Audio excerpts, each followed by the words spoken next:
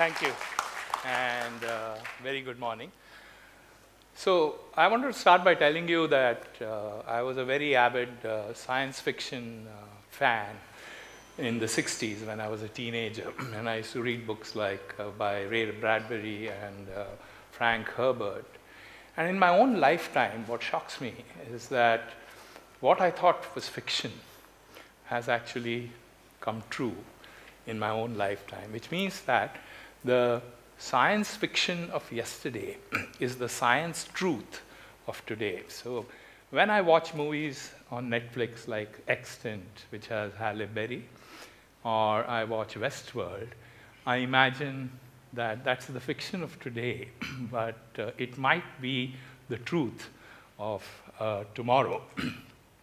So I'm going to put on my futurist's cap, and it's not easy to do that because you have to kind of reimagine what the future might hold.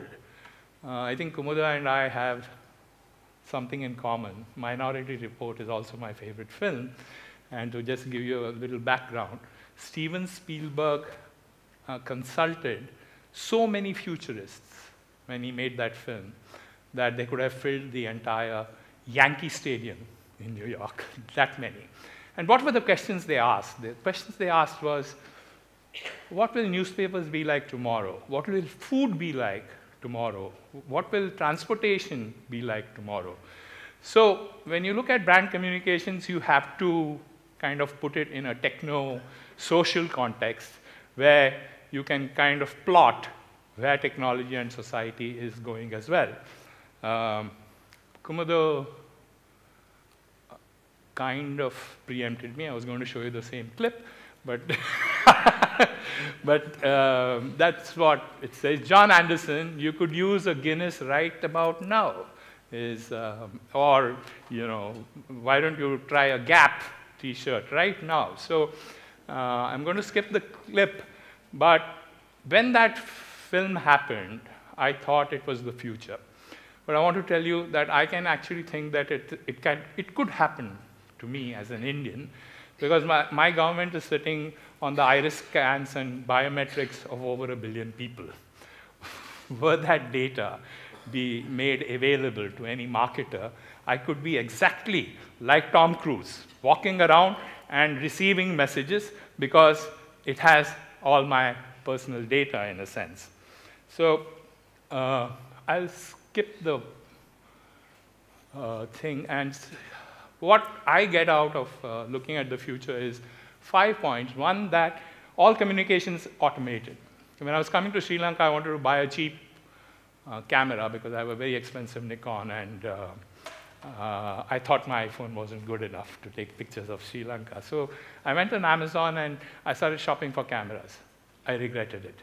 For a whole week after that, I was being bombarded by messages on Facebook saying, why don't you try this camera or the Sony or this one?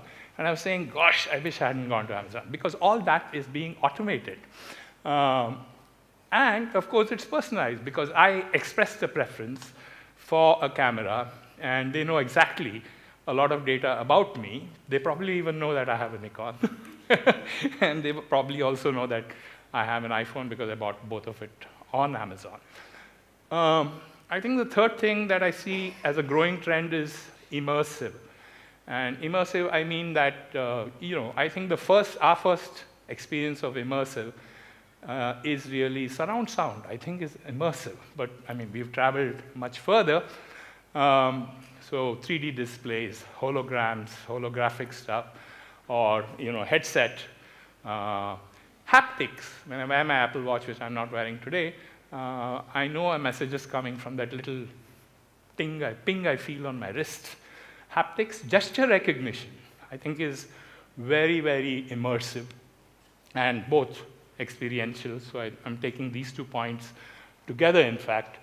And the big question that all marketers are asking today, which we couldn't answer yesterday, is, okay, I like this idea, but what's the ROI? Which means everybody wants measurability.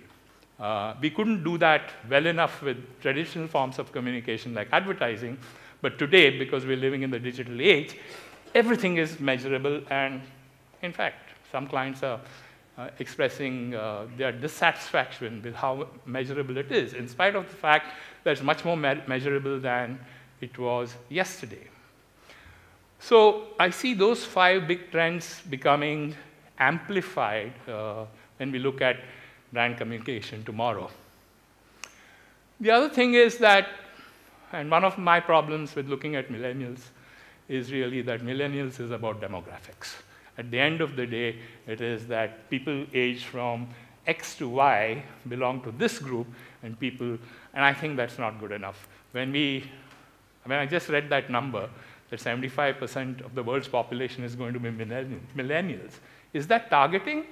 I think it's the universe. So, you're not pinpointing anything. How do I speak to 75% of the world's population? It's not a mass.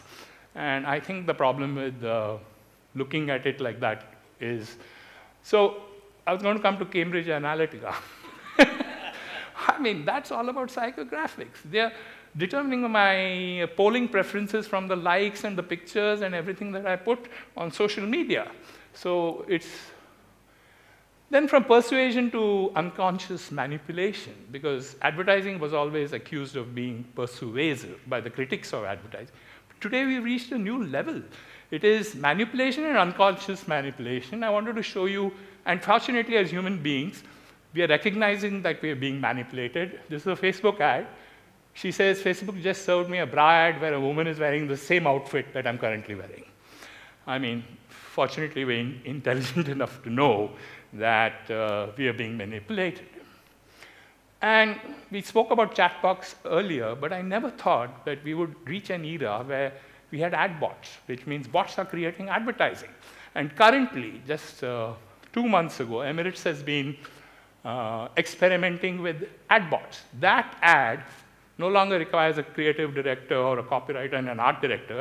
It was totally made by a bot who has combinations of visuals and text. And the last point I want to make is technological singularity, which is the notion that there will be a tipping point when artificial intelligence will be smarter than man. So if you have to, and on a Twitter research, it showed that most people expect this will happen by 2050. And I think the future of communication, therefore, will depend a lot on singularity. Thank you.